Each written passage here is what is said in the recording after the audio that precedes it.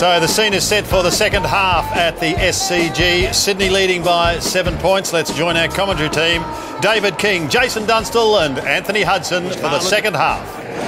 That's the game for me. They just need a forward to light up, and they're every chance here, Port Adelaide. Carlisle still alongside Franklin. So after a little break at half-time, they're ready to take it up to each other again. The Swans and Port Adelaide on this beautiful Saturday afternoon. Kennedy was able to feed it out to Jack, but White trying to get going. Cunningham's had some injury troubles, but he's up and about, and he's laid a big tackle there. Matty White's so used to breaking away from opponents, but Harry Cunningham's got plenty of leg speed. Kennedy lugged the kick up to the 50, and it was well placed, wasn't it, for Luke Parker to take the mark. Now, is this beyond him? He thinks it is, so spears it into the pocket. McVeigh. Oh, yes! What an unbelievable goal! The skipper rises. That's a terrific individual effort from Jared McVeigh. He made something out of nothing. But Jarman Impey was holding his head after this contest because he just lost contact. He should have tackled him. He had him, his goal side, and he just brushes past him. He slips off, he doesn't stick the tackle, and it costs you. At this level, on the quality players, a little mistake like that, goal.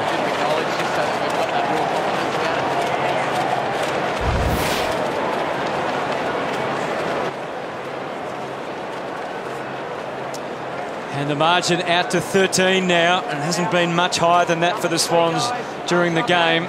So once again, it's delicately poised as far as Port Adelaide is concerned. Their leaders are just so fine, aren't they, the Swans? Big Lobie sends Port wide to half forward, and it was well guided for Boak. High to full forward. Westhoff looks the most likely. There's always Wingard, but Rampy does well. Interesting that Port Adelaide have taken 8 marks inside their forward 50 already. Sydney only the 4. Just haven't had that presence, that big man presence down there today. I know Moons touched on that earlier in the game, that they don't have that player, but they do have that player in Westhoff and Schultz. They've been fantastic all year. They haven't been able to get it on the scoreboard just yet. That's been the difference. Real uncertainty for Melcheski, but he trusts his skills to hit Reece Shaw. And the Swans have got it at least to the wing, but it's going to come back. Puts his hands up in an apology. Reece Shaw wasn't what he was looking for. Chance for Port to bounce back. Reece Shaw, one of 4 Sydney Swans players who were listed to play today, is over 30. Pike was one of those, and he was a late withdrawal. So just the 3 out there. Oh, good hands. Schultz takes the mark. Laidler on guard. Pitter, we know he's got a big kick, and he takes it all the way to full forward. Oh, Robbie Gray. Lucky. Very lucky not to give away a free kick there, Robbie Gray.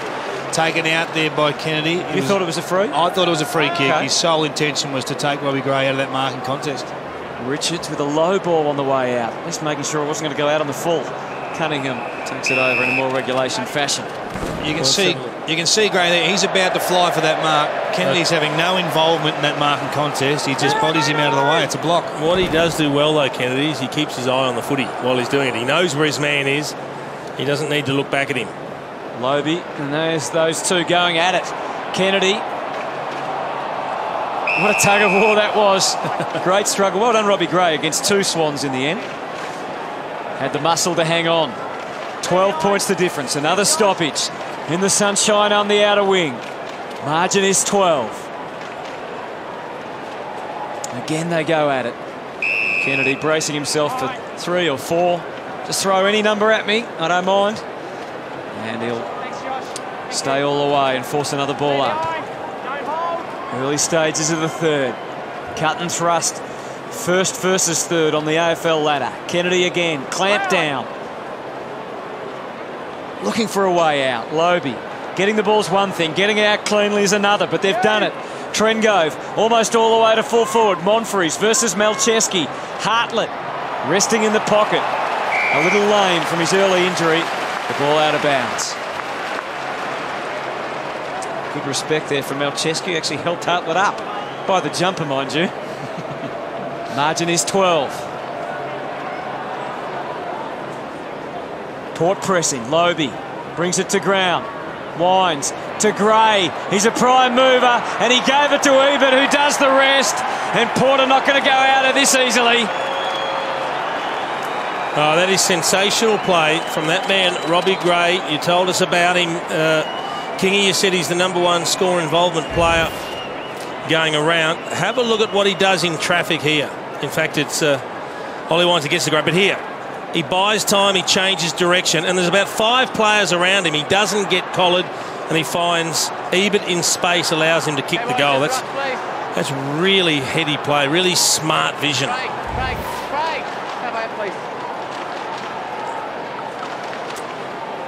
20 disposals, Brad Ebert. And again, Robbie Gray outstanding. Well, he's the one, Robbie Gray. He's the one out of control at the moment for Port in the midfield. He's created 5 scores from his 16 disposals already. It's his forward half work that's coming to the fore. Bird, as the Swans swing it into the 50. It's all Port back there, though. Trengove had some time on his side. Mitchell versus Laidler. Laidler comes hard, and it's fairly mechanical old handball, and he's got it over the line. Margin 6 at the SCG now. How are you reading the field down there, Moons, of the energy levels? Don't go in, boys. I think the quarter started a little bit flat from both sides, especially Sydney. I just watching them walk around the boundary line, the crowd is not really into it at the moment either. They are very much a crowd that really do ride on the emotion of them playing well. They're not a side that or a team that doesn't do that otherwise. Scrappy shot at goal from Broadbent, and the ball goes over the line and out of bounds. It's a really good kick from Ebert. Went over the back, gave Broadbent a chance, but Brandon Jack had the pace to go with him and put the pressure on. But that's a good result for Port to force the stoppage, get the ball out of bounds deep in the pocket. Ebert is clear here at this throw-in. Doesn't go in his direction. Instead, it's Jack. They're circling around. Melcheski. The kick was pure for Franklin, but so was the fist from Carlisle. Just tell us again what you've loved about Carlisle's work, Moons, down there and Buddy. Oh, look, I love his body work. He's so strong, and what he does, he reads the play so early and so well. And as soon as you're about to lead, he just body checks you and makes sure that you can't run to where you want to run as a forward. And then he pushes you out to the boundary line where you don't want to be as well. Bird to Melcheski, collected his thoughts, swung it to the wing. Hanbury, 2 Port players to deal with. They're dealt with, and now Jack's on the run, cutting the angles, kept them guessing. Jetta, he's got Kennedy, he's got Jack to give it back to, didn't spot him. Kennedy, the collision didn't concern him. The kick, though, will... Oh, no!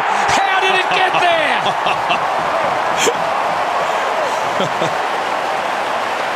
Well, you've got to explain something to me, Kingy. Why bump when you can tackle? Yeah. Tell me about Kane Mitchell. He has got Josh Kennedy cold. Got him cold, and he bumps him and has no impact on it. Have a look at this. Look at this handball first, Jace. Yep. That handball there is all quality. That's what broke that play into space. Impey slips, so he has to corral Jetta, does the right thing, and he buys time, and he's got him cold, and that is, I don't like saying it, but that's an insipid effort.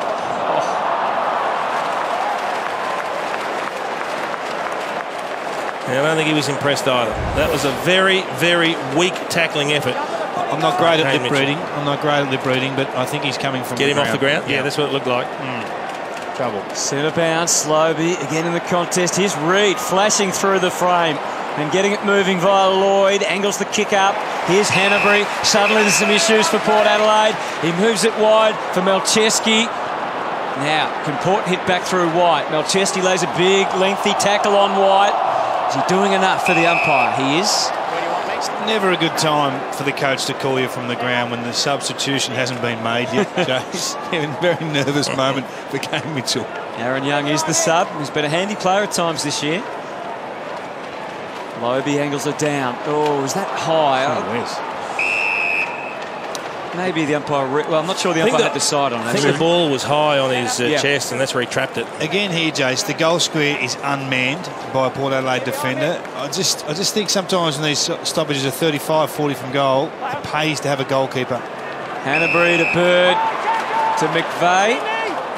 Well, halted their progress with the call, didn't he? But surprised they didn't play advantage because it seemed to be continuous and they seemed to want to keep going. Yeah, true. Maybe the umpire just thought, set shot, corridor, inside 50, got to be the best option.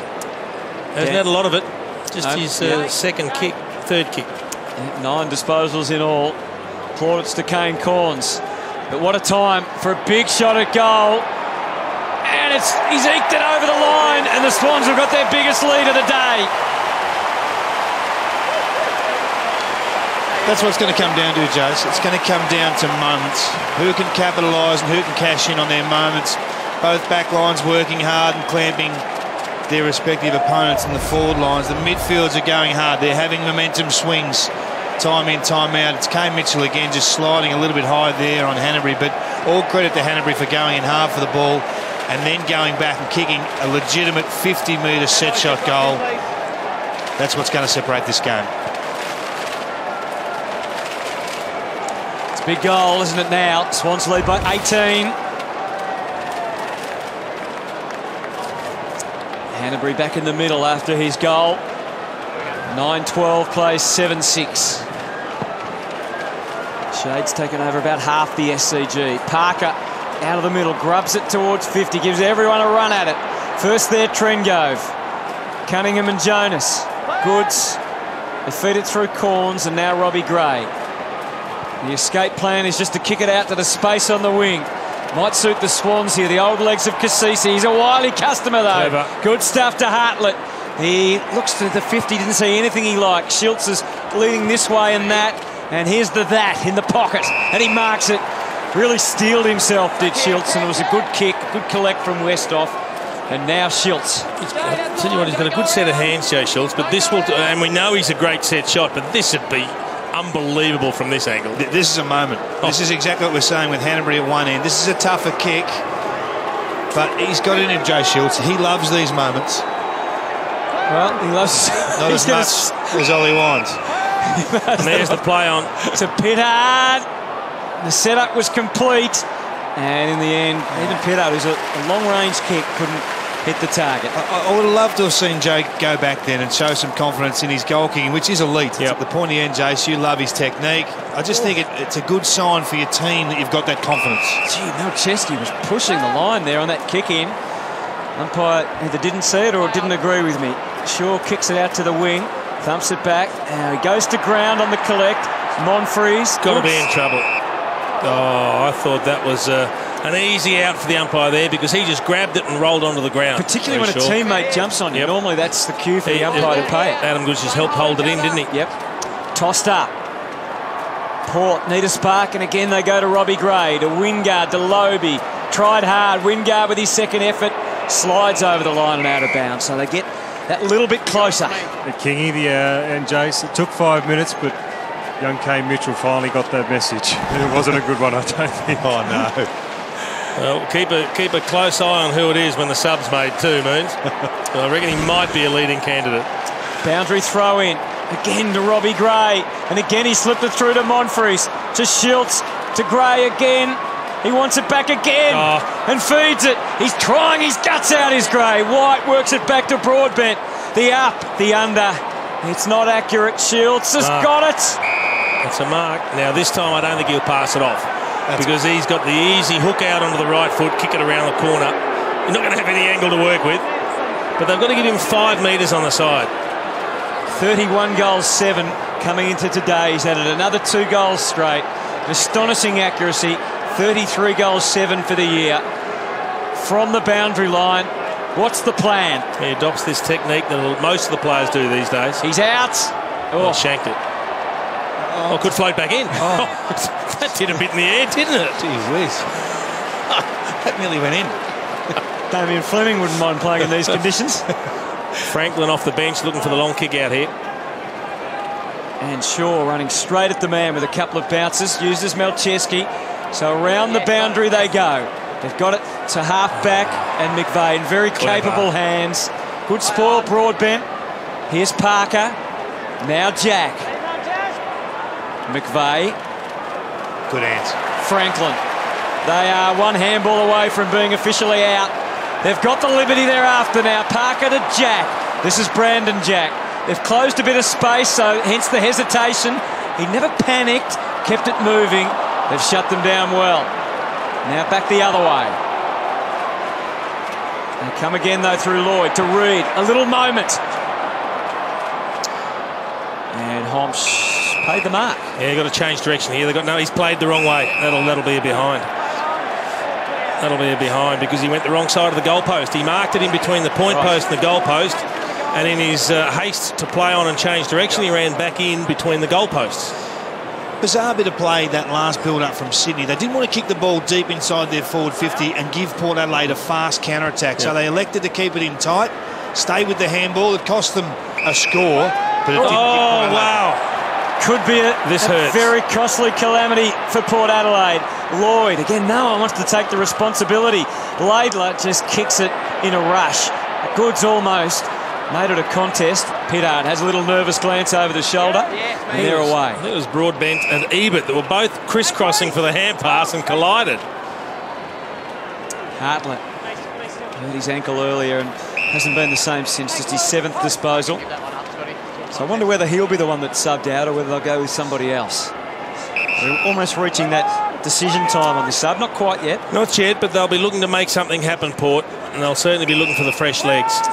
Corns feeds it into Ebert, now to Jonas as they come across the ground, but an option through the middle for Carlisle perhaps. Kicks to centre half forward, West off the man most likely. Good spoil from Rampy, good diligent stuff. And now backing out of there is White, wants to accelerate. Hacked it into the 50, and that's easy fodder for Grundy. Or is it? Gone. Should be gone. Yep. Took the advantage. It'll be okay. Oh, wow. That was risky, but it's in the safe hands of Jay Schultz, so a great result for Port Adelaide. And the man who almost never misses, Jay Schultz. They desperately need it, Port. They need to stay in touch because they'll always back themselves to win the 4th term. Superior fitness. They believe in it. You can see the angle of probability is that he will kick the goal, and he has kicked the goal. So Port stay in the fight. He's got 3.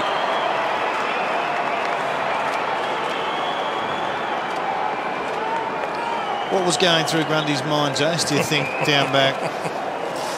That's interesting. Have a look at these two crisscrossing for the hand pass here from Jonas. One from each side. Bang. There's not your everyday turnover. And Ebert says, sorry about that. But there's the mark. It came about because Grundy was fending off one player, which took away his prior opportunity. And as soon as the next player came in and he didn't dispose of it correctly, he was gone.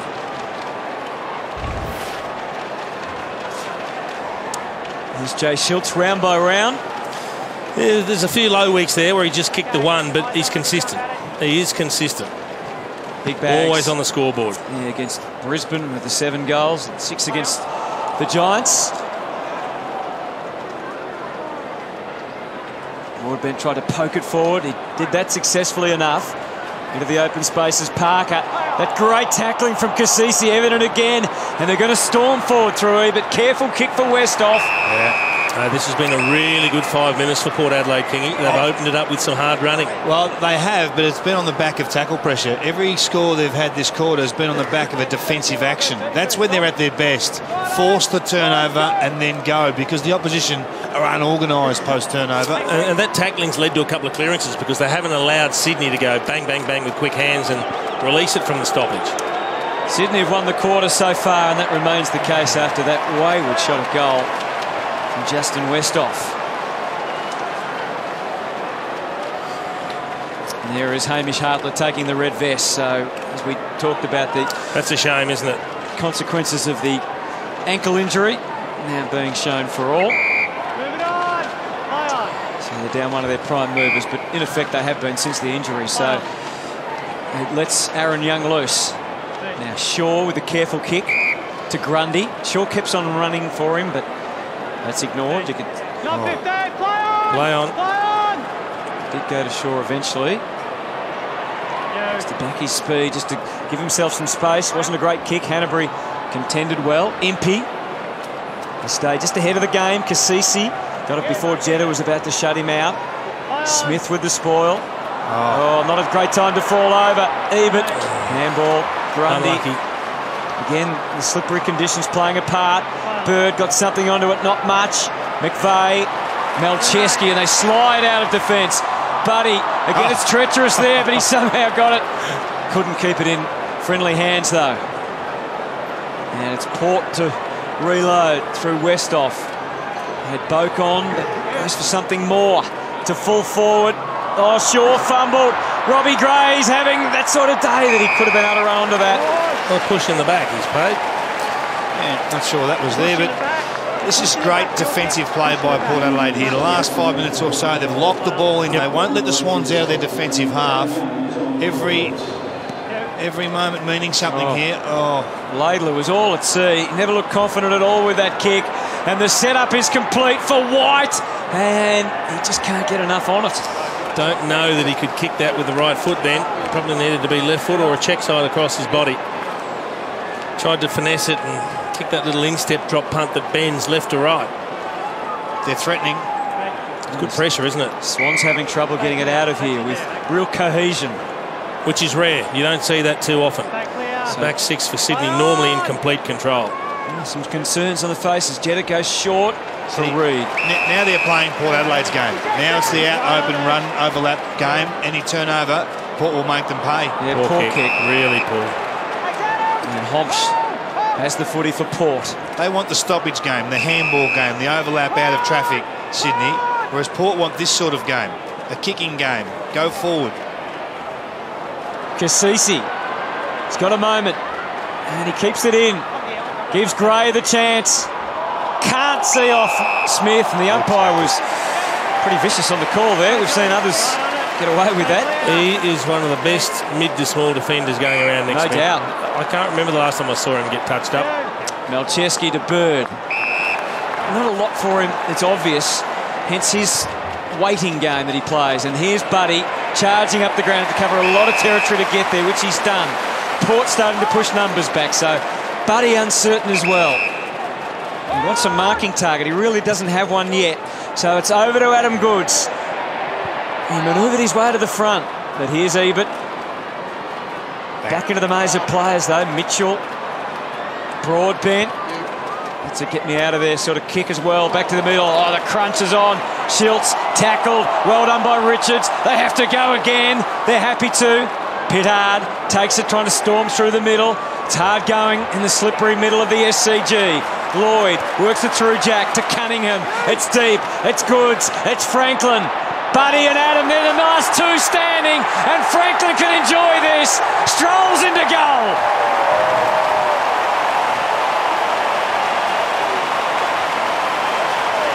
Been a long time coming, hasn't it, for Buddy Franklin? He's been dangerous today, just hasn't been able to hit the scoreboard. He'd kicked 4 behinds leading up to that point, but now he gets a goal on the board. And 5 touches in this third term. Just fortuitously fell, didn't it, after the 3 Port Adelaide players went to ground. Someone had to sweep out the back.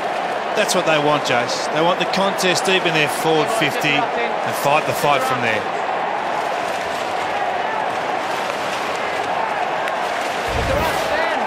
Port Adelaide bodies were everywhere, but not with the footy. There was that man, Buddy Franklin. His first goal comes at a really opportune time for the Sydney Swans, who were just being forced onto the back foot by Port Adelaide.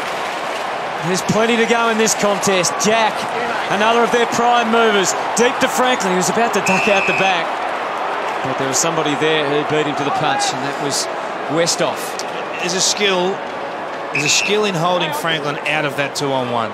To not give away a free kick. Carlisle's done a fantastic job all day. You feel like one's coming. He's done a great job. Not a great kick on the way out, though, for Port. And Reece Shaw able to stretch out. And now he can stretch some more on the run and kick it deep. And Franklin's got the read on this one. Well, that was really strange from Justin Westhoff, because if he runs and jumps at the footy, no one's going to get anywhere near the height that he marks it at. He was in front, he had a run and jump, and he stood back and looked and felt for the contact of Franklin. Now, Buddy Franklin is not going to jump over top of you and take that screamer. He's got a strong body and he'll attack the ball hard, but he's not going to climb over the top of someone like Westhoff. Needed to just focus on the footy and attack it. Well, it took 2.5 quarters for Buddy Franklin to kick one. But such is this man's immense talent and skill that in a heartbeat he can have 2 on the board. And look at that, the Swans now lead by 21 points. And the crowd involvement is great. And that lead is very, very handy in a tight contest. So it was a strange option. It was Westhoff that kicked it long to a 1-on-2. Mitchell did his best, but he was never going to beat both of them. Then the kick comes back in. He's in front. All he's got to do is attack the footy, but he stops and he's looking for contact. He could have attacked it and actually marked the ball.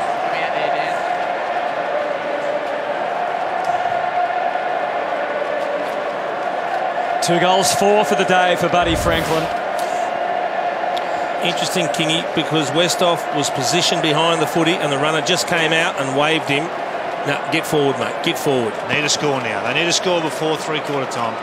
Lobey goes to Young. Fresh sub on the ground. Kasisi to half forward. Lloyd had an opportunity. Jetta breaks through. Malcheski through the traffic. Back to Jetta. Just handballed wildly, and it shows. Trengove as they try and dig in now, Port. Hold on to the footy, perhaps, just for a minute. Try and get it back onto their terms. Broadbent, and it's out. The thing with Port Adelaide is you know they're going to come at some stage. They're going to have their turn with momentum. We've seen them have powerful finishes over the last 10 or 11 weeks. 21 points. Is it a big enough lead? That is what will be going through John Longmire's mind. They've lost their substitute, one of their guns, in Hamish Hart. That it's going to take a special effort away from home, but the time's now. Bird, it's high for Franklin, and that's a great gutsy mark taken by Jackson Trengove. Just for a moment I thought he was going to play on. Oh, wow. He got away with it. Half shanked it, but it'll work. Into the middle for White. He had to fight hard just to get back on his feet, and he still hasn't managed that. He's still clambering after the ball. Well, we've seen a few players slip today. A lot of heavy rain last night and again this morning. The ground is soft, particularly in the middle of the ground. Yes. They did have the covers on the ground, but we've seen a number of players slipping. 3 minutes 12 remaining in this third term. Bird coveted the footy. Got it up, but it's not going any further. Margin is a game high, 21 points now. Stuart Dew, John Longmire and the coaching team of the Swans still very pensive about the situation. They know how dangerous Port can be. We know they've got incredible belief in their ability to run in the fourth term, Kingy, but what margin do you think becomes too tough for Port to manage? I think they can score 6 or 7 goals against the Sydney Swans if everything went their way in a quarter. That's a really poor kick. So the game's still alive. Oh, that's 50. Yeah. Well, the Kane Mitchell kick was poor. Yeah. And then the decision to push, I think it was Jack Homsch, brings Kieran Jack into goal-kicking territory. And he kicks this. Well, it's a ridiculous turnaround. You've got clean possession. You're trying to create something. Port Adelaide free kick against Goods. That's against Adam Goods, I think.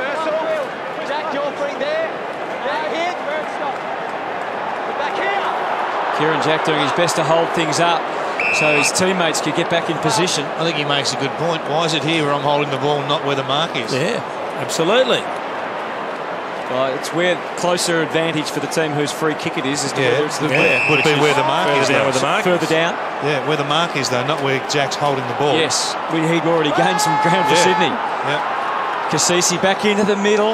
Element of danger in the kick. Aaron Young takes it. Across to Pittard. Too high. Hanbury will contest. He had some good reserves though for Port. Trengove, a moment of worry. And then a handball. Carlisle to Pittard on his wrong side. Had to try and track back. They knew where he was going. He's able to get a handball anyway. Boak feeding it back for Jonas. Some more uncertainty. Kicks it high. Schiltz will come with a big lunge. And now Wingard. We haven't seen too much of him. And again, we don't see too much of him because there's only Swans jumpers around him. He's been well held, hasn't he? Chad Wingard, 10 possessions, no score. This is what happens when you're a good side, Jace. The competition studies you, they watch you. Pittard wanted his left foot there. The Swans knew that was coming. You've got to be better than that at this level now. Boak. They always have a sweeper out the back, the Swans. They don't leave their goal square unmanned. Port Adelaide do, and there's times where it costs you. And the Sydney Swans save an opportunity there. They save a potential goal there. Through Sam Reid. Careful kick. Conservative route for Shaw. Oh, he could have given it to Malcheski too. He was running up the middle with space. He was keen for it too, wasn't he, Malcheski? He wanted it. He pretended he got it anyway and ran and had a kick. McVeigh at half-back with the Swans leading by 21 points. Countdown on now to three-quarter time. Just over a minute to go. What's Port got in reserve? A leap here from Jonas. He's earned himself plenty of the footy today. His 16th disposal is his worst. Back into the middle. Now they hold it up initially. The clearing kick from Lloyd is for Jetta. And he can't get the job done. There's some bodies left. Everywhere. Yeah. Wines is one of the players down. I think Pittard's the other one. And he looks in a fair bit of pain. Well, that's nearly a throw. Gray has to take it on himself. He's carried a big load today, Robbie Gray. One more give over to Wingard. This will give them something to go into the last quarter with. What will it be? Goal or behind? It's goal.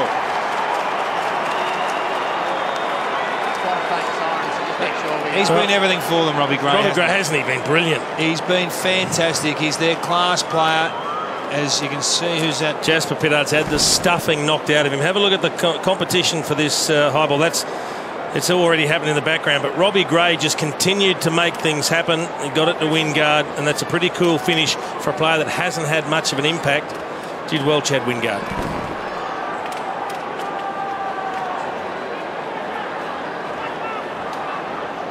It's a big goal, isn't it? And it's stating the obvious, but 15 points, a lot more manageable than over 20. Rampy's done a great job, but you can see the tolls taking on a few of the players. There was a big fly out there. They came from all angles. Pittard, one of those that got poleaxed. Ollie Wines got poleaxed as well, but the build on him did more damage to the others than him. Too far. Wow. Big call. He's an accurate call, though. Spot on there, the umpire. You can tell by the moan strips. The moan strips. Yeah. That's how close the margin is at the moment with these two teams, isn't it? I mean, regardless of the result today, Port Adelaide say we can mix it with the best away from home. And I think that's probably all they came to answer. The win would be great, but let's just go up there and compete and see where we sit. Well, the match itself still very much up for grabs. That last goal from Chad Wingard could be telling. We know all about Port and their fast finishing. Let's see how the Swans handle it. They have a 15-point lead, the Swans. They're taking on the top of the ladder, Port Adelaide. Can they inflict Power's second defeat of the year? The margin is actually 15 points at three-quarter time.